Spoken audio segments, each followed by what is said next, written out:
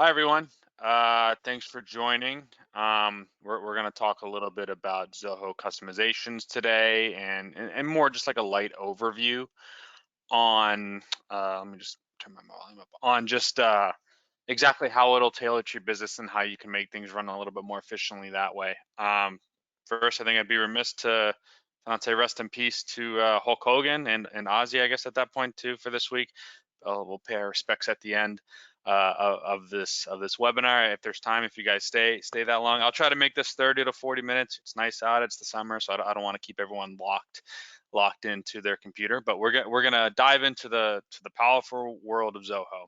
So specifically, how its customization capabilities can transform your business processes and operations. So we're here to talk about how Zoho isn't just a tool, but it's a flexible platform, a bunch of apps that can adapt to your specific your unique needs.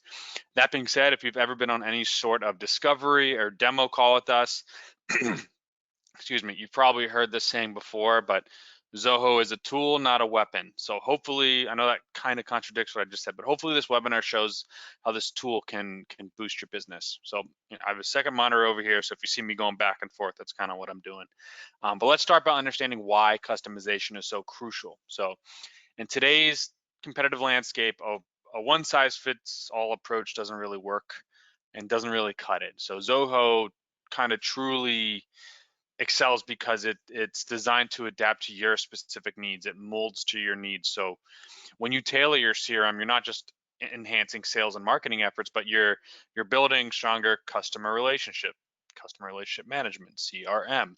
But because your processes are streamlined and personalized. So the level of personalization is what truly drives business growth and efficiency in my mind. So think about it. Every business is unique, and your CRM, your platform, whatever you use should reflect that. So what does limitless customization actually mean in Zoho CRM? It means you have the power to customize almost every aspect of your platform. Um, and I say almost every aspect, and there are some limitations, but for the most part, Zoho pretty limitless with what it can do. So this includes modules and fields, layouts to perfectly match your data structure, certain workflows that are customized, creating custom buttons to streamline, daily mundane tasks, tailoring reports and dashboards and analytics to give you better insight that you need and not just a general report that every business has. And finally, seamlessly, it can integrate with other apps that you have to create a cohesive ecosystem. So the key takeaway is that Zoho isn't rigid. It's fluid. It's a fluid system, and it can mold to your specific operational flow. So again, if you've been in a discovery with us, you probably heard this, but we tailor Zoho to your process, not the other way around. So we typically do an analysis on your sales process, your business process, and we have Zoho mold around that versus you learning a new system that's completely foreign and changing your system to fit that mold. So the customizability of Zoho definitely helps you kind of keep that process. There might be some things that change once you see how efficient it can be, once you see certain automations, but for the most part, your process will remain the same, and Zoho just kind of assists it as you start using it. So I kind of want to touch on a little bit on Zoho's customization capabilities compared to other CRMs. So I have Salesforce on here just because everyone knows what Salesforce is. But let's just kind of briefly compare it with an older system too, like Goldmine. We have a lot of Goldmine clients out there. A lot of them are transitioning out, migrating out to something, and we typically push Goldmine to Zoho. So if you're a Goldmine client or you used one, you'll kind of understand the frustrations. But Goldmine has significant customization limitations, so it makes it hard to adapt to as your business evolves. For example, all user-defined fields in Goldmine must start with the letter U. Field names are limited to a maximum of 10 characters in length, including that initial U. So this means you have 9 alphanumeric characters for that actual name. I believe in Goldmine too. I could be wrong, but just from my work with Goldmine transitioning out, you have three types of fields: character, numeric, and date, typically. Salesforce, on the other hand, provides powerful customization capabilities as well, but often comes with a steeper learning curve and higher complexity. Zoho kind of positions that self um, as offering an extensive, custom. I'm having trouble with the word customization options, providing a more robust but yet user-friendly platform that helps businesses of all sizes. And it tailors the CRM to their needs without like too expensive of a cost on the Zoho side, and it's not too complex. So when choosing a CRM, it's vital to consider your specific customization needs. Zoho also offers a wide variety of fields, for example, compared to Goldmine. So there's, off the top of my head, and I'll show you a list of it once we get into the actual CRM, but there's text fields, number fields, email, currency, date, pick list, multi-pick, formulas, lookups, etc. You can kind of get the point that I'm going on here, but it opens up a whole new world in terms of how you're going to tailor it to your business. So let's get a little bit more granular with the talk about the fundamental building blocks of CRM, not just Zoho, but modules and fields. Modules are like the main sections of categories, or categories where you can organize your data. And if you use CRM, like this is, you probably know this, but it's nice to just get a refresher. But think of them as buckets. So out of the box, Zoho has leads, contacts, accounts, deals. Each module serves a specific purpose in your business process. Fields are where you store the specific types of information within the module. So a contact is an individual at the business. You'll have fields for first name, last name, phone number, email, etc. And the beauty of Zoho is that you can customize both modules and fields to fit your unique business needs. So this allows you to capture the exact data that's important to you, important to your sales team, important to your HR team, important to management, ensuring your system truly reflects your operations and helps you improve business processes. So I want to expand a little bit on the customization on the fields, but it's incredibly flexible. So you can obviously create new fields, capture unique data points that are specific to your business, maybe a particular industry certification or a custom product preference or a unique project identifier of some sort. You can customize existing fields, so anything out of the box, anything that's already in there, anything that you've created before. First, you can customize them for specific needs, such as changing data types, adding validation rules, adding other options to the drop downs, things like that. And then you can add them across the modules too. So you can add a field in leads that will be consistent across your contacts, deals, and accounts. You can have it be a universal field, and that ensures just to me kind of consistency in the data capture throughout the entire system. So by tailoring your fields, you dramatically improve your organization, making it more effective and efficient. But it's all about making the CRM work for you, not the other way around. Again, tool, not a weapon. It's a tool for you, not a weapon used against you. That's how we kind of perceive things here. So you can also create custom modules, but why would you? And when we do our discoveries, I think we try to use the native modules as much as we can. Why you wouldn't? Sometimes the standard modules just aren't enough. That's where custom comes in. So why would you create them? To tailor your CRM to truly, you know, match your unique business process that doesn't otherwise fit the standard categories. Maybe to manage industry specific data that no generic CRM does, to track distinct sales or project workflows that are unique to your company. And it's also a way to expand upon the many to many relationship database that Zoho houses. So it could be, we might create a custom module that just helps link one part of your CRM to the other. That module will be hidden on the user interface side, but on the back end, it's just how we connect things so you can have visibility across the modules.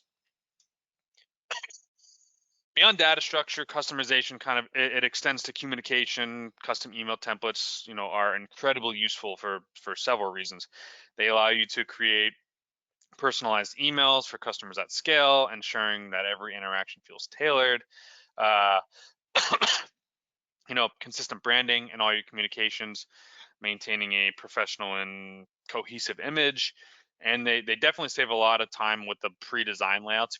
If you decide to go with the template that Zoho already has, it has about 100 different types of templates that you can use, but that eliminates the need to compose things from scratch repeatedly, and they enable you to automate email sending processes. So again, further streamlining your outreach.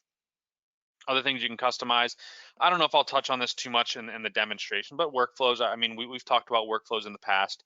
Um, one of the most powerful aspects of Zoho CRM customization is workflow automation. So basic automations yield significant benefits. That's another saying that you'll hear us say a lot, but they automate repetitive tasks, so freeing up your team to focus on higher value priority activities. They reduce time spent on administrative. I think I used the word mundane earlier in this webinar, but that also boosts productivity, streamlines operations, and can make things a little bit more consistent and efficient across your processes. But ultimately they improve your overall efficiency and productivity for your entire operation. So imagine a lead coming in and it automatically being assigned to a sales rep, and a follow-up email being sent after the meeting, et cetera, et cetera. These are all possible with just basic automation, basic workflows that you can create. You can have forms be customized to gather specific data from your leads or contacts, and you can embed it into your website and have it map into the CRM.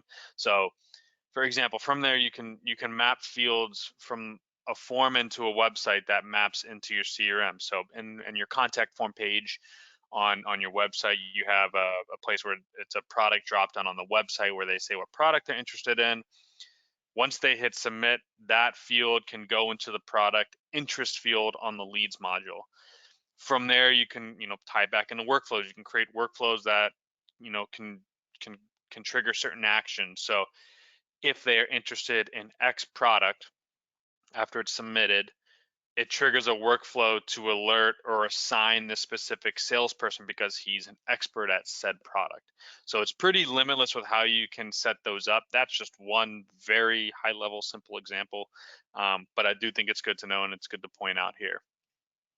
So rules are also vital. So if you attended our, it was like data consistency, I forget the exact name of that webinar that we did, but a data cleanup webinar, making sure things are consistent. Those are also pretty effective when talking about customization of your CRM. So they're pretty important, but they help you to ensure accuracy, preventing errors before they enter the system. A lot of human error can happen when you have open-ended text fields, for example. Um, they enforce business rules for your data consistency, ensuring everyone kind of follows the same guidelines when inputting things. It improves data quality across the entire CRM. It leads to better insights, better reporting, analytics, decision making. And then it proactively prevents errors and data entry. I just mentioned it, manual data entry. It saves time and resources on the corrections down the line too. So rules are the backbone, if you will, of a reliable and functional CRM too.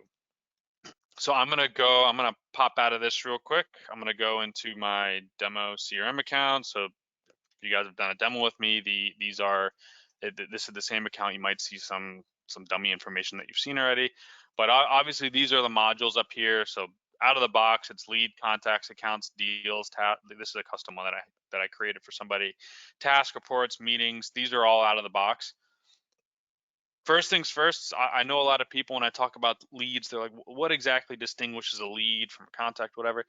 And after I explain to them what a lead is, like, oh, we use the word prospects, or we don't use deals, we use opportunities instead. Well, I think the first thing to do when talking about customization is going on to the settings. Let's see if this loads. Of course, when I screenshot, there we go.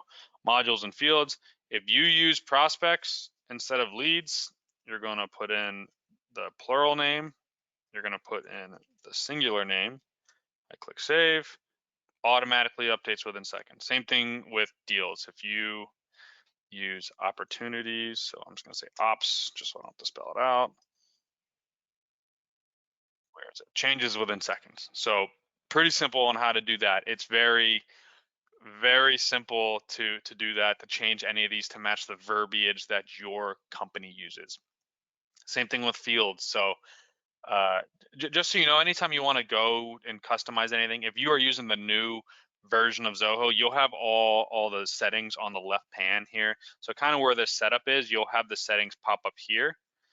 When you click this gear icon, it kind of shows up a page, and then once you click into one of these portions of the settings, then it'll go on the left pane.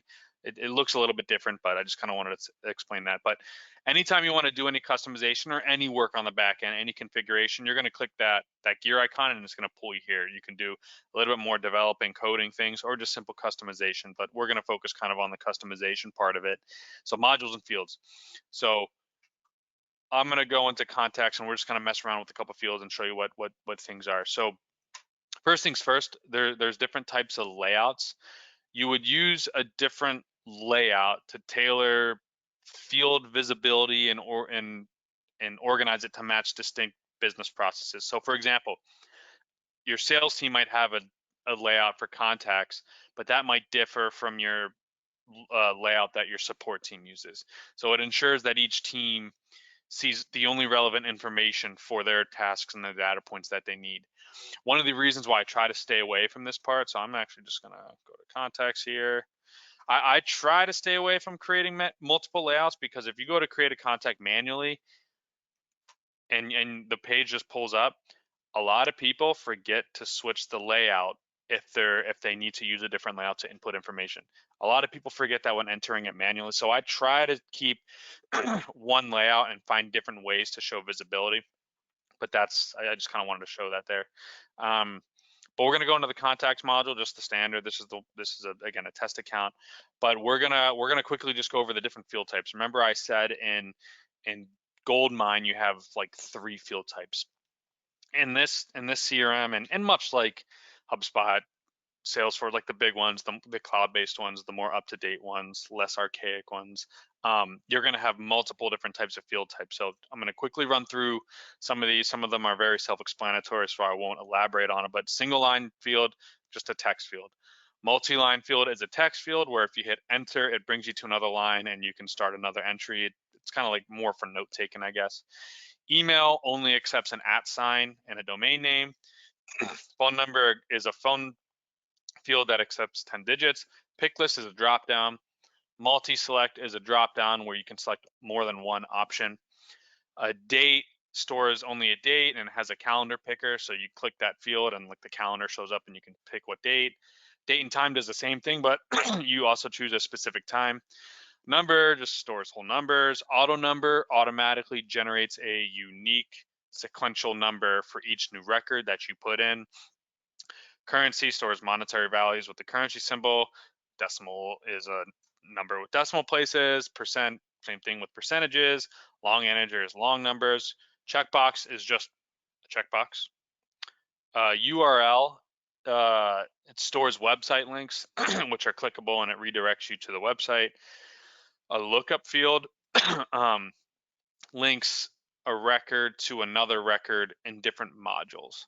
So a native one that comes within the system is an account field here, account field. That's a native lookup.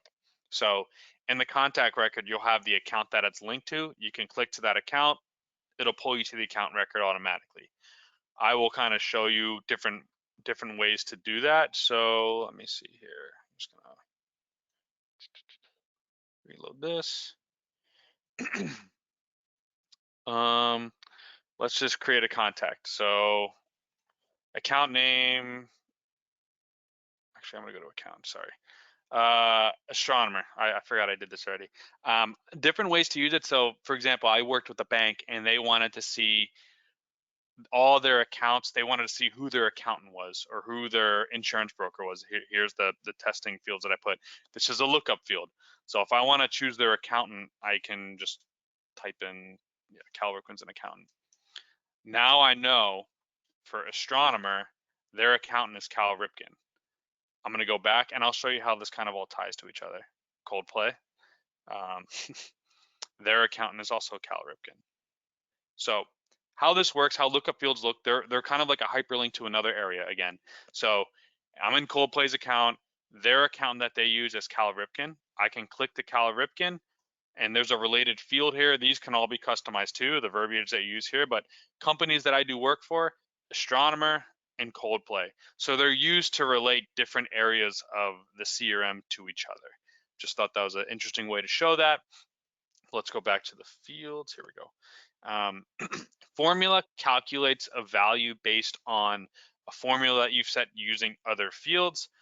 A user assigns a record to a specific CRM user. So the owner of a lead record or the owner of the account, there'll be a field there with a name of a user in your company. That's what that field is for. File upload, uploads attachments. You can attach things or other files. Image, specifically, same thing but for images. And then a roll-up summary that's somewhat newer. It aggregates data and it sums it up. It counts from related records in different modules. You'll be able to have visibility in the module that you set that roll-up summary field to. So I'm quickly just going to add a new field here, and I just kind of want to show you how easy that is. So we're going to do a pick list. Let's say you're a vet company and the pick list is dog types. Yep, I've already done this before. And we'll do labs is one. We will do corgis. We will do dobies, whatever. From here, you can select the default value if you want it to have a default value when you're creating a record, how they want to be shown, whether it's alphabetical order or the way they're entered in here. You can mark it as public, you can mark it as required, you can enable different colors. So I'm just going to enable colors, I guess. So labs are going to be green, let's just say. And I'm going to click done. Now on the back end, let's say I'm going to go create a contact. I'm going to reload this page, create a contact. Let me, oh, that's why, because I didn't click save. A lot of people think they're adding fields and then they think Zoho's broken because it's not showing up. You have to hit save when you're editing the field and then save here as well, and it's going to save the layout. So again, I'm going to refresh this page. It should show up on the bottom. I can't tell you how many clients, here it is. How many clients, let's just do labs here. Yeah, it shows up as green. Labs is an option. I can't tell you how many clients think that something is broken on Zoho, and it's because they don't click save on the top left or top right there. You can also go into existing fields here. So let's just change the role. I don't even know what field this is for, but you'd go to edit properties, and then you can change the different options. So option 1, option 2, I want to change those to VP and CEO, and you can add as many as you want here, and president. I don't know why those are in that order. I'm gonna click done. I go back to contacts. I create again, I have to click save, not even following my own rules. Go to create a contact and enroll. There they show up. So that was fields, pretty straightforward, but the hard thing is determining which field type to use.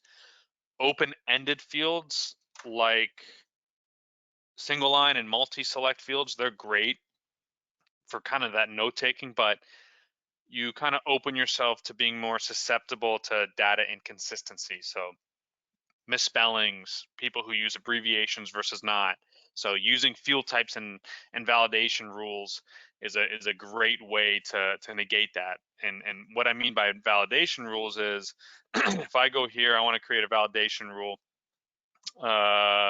What this means is let's just do mailing state.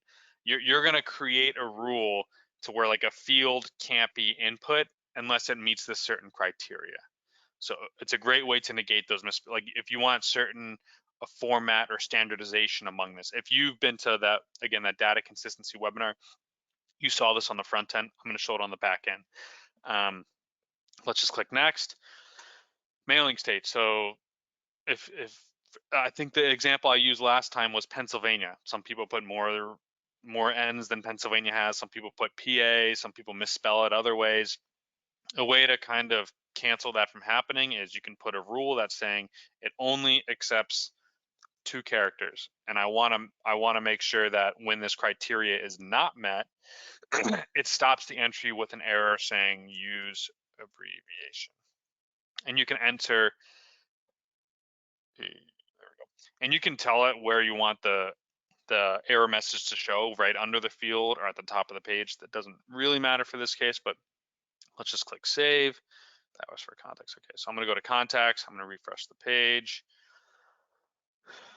Hopefully this works. So let's just say I do that. Yep, use abbreviation. So it won't even accept it until you only use 2. So let's just do PA as an example. Use state abbreviation. Okay, now it's able to save because it followed that validation rules. It was validated by using only two of the only 2 characters. So I just thought that's a good way to kind of make sure things are consistent across your CRM.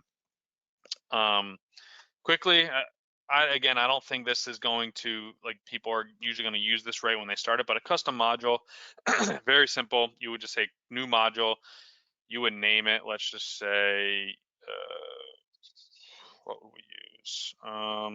Partners. And then you have to put the singular form just for when it shows up in other things. If it's a singular partner, it'll show up as partner.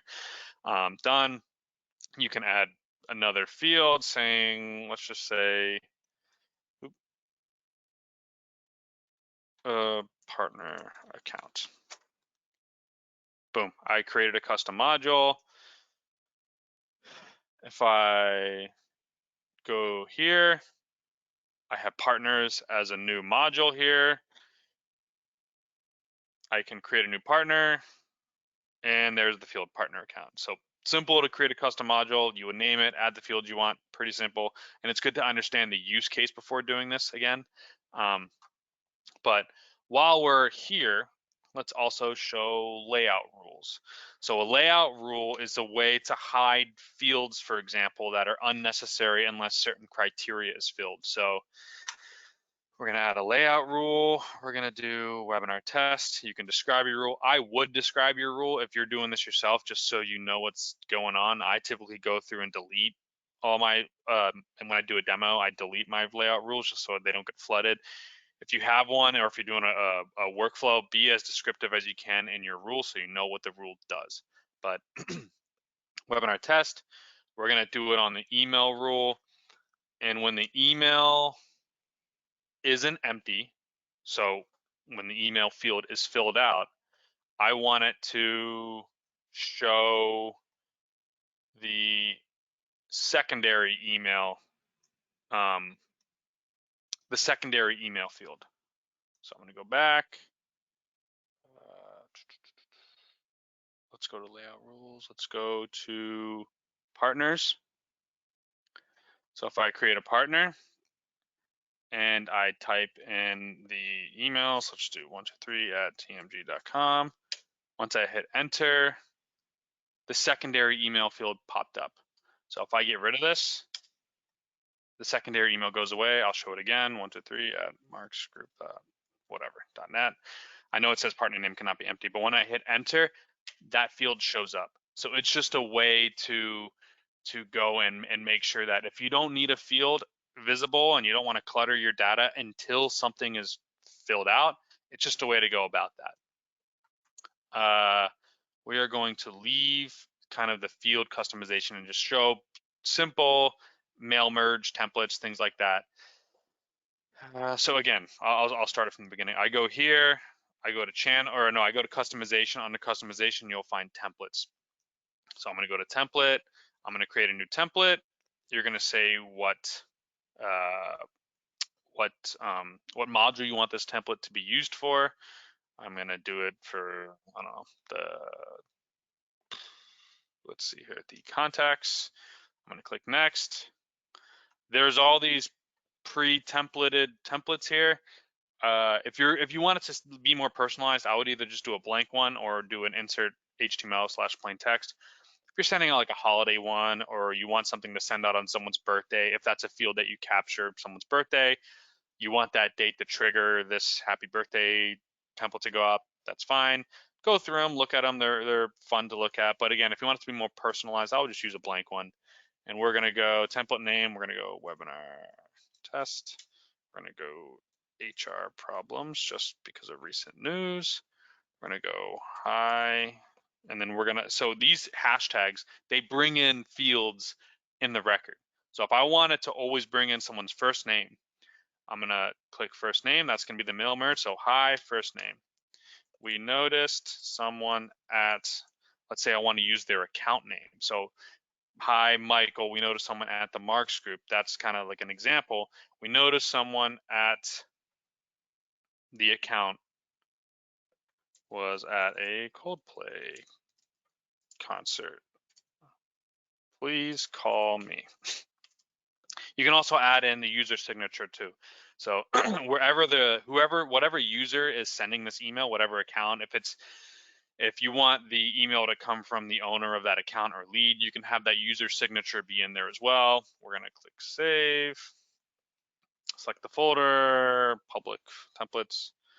Okay, so let's go to a contact. Let's choose a random one. We will do this one. And let's say I want to send an email to him. I'd hit send email. I would choose the template, webinar test.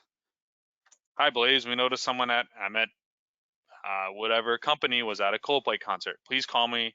Inserted my user signature. So that took me 5 seconds to do.